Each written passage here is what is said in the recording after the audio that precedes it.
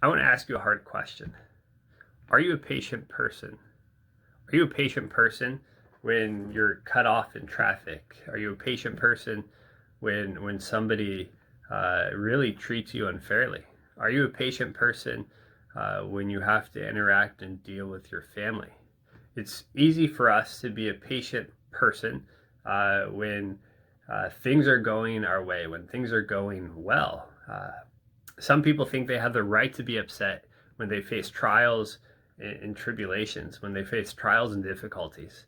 And they think it's okay for them to be impatient in that moment. And it's almost like they have this righteous anger because they're being wronged and they shouldn't have to put up with this. But the Bible praises patience, actually tells us it's a fruit of the Spirit. Galatians chapter 5, verse 22 says this. It says, but the fruit of the Spirit, something that is produced by the power of the Holy Spirit indwelling us, is this: it's love, joy, peace, patience. The list continues.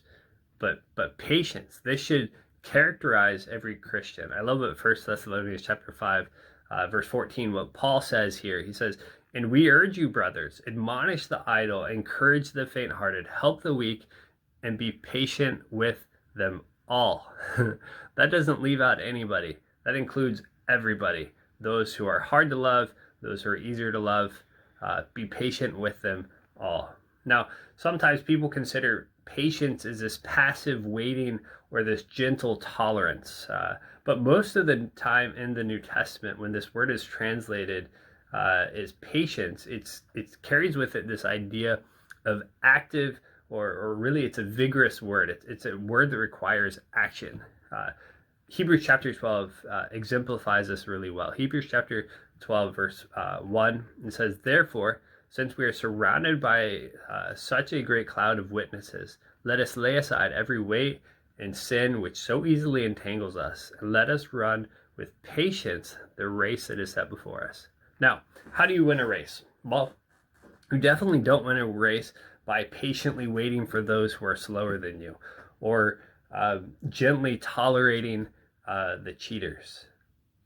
The word here translated as patience, some other translations choose to translate as endurance. And I think that's maybe a better depiction here, better picture. Christians run a race, run this race of life well when we practice patience by persevering through difficulty. The Bible tells us that patience is persevering toward a goal. It's enduring trials, or it's expectantly waiting for a promise to be fulfilled. The next time you're offended, the next time you're wronged, the next time somebody interrupts you, your space is invaded, how are you going to respond? You see, the natural response, the natural man responds in impatience. Impatience then leads to frustration, it leads to stress, and it leads to broken relationships. And I want to encourage you this week, how are you going to respond?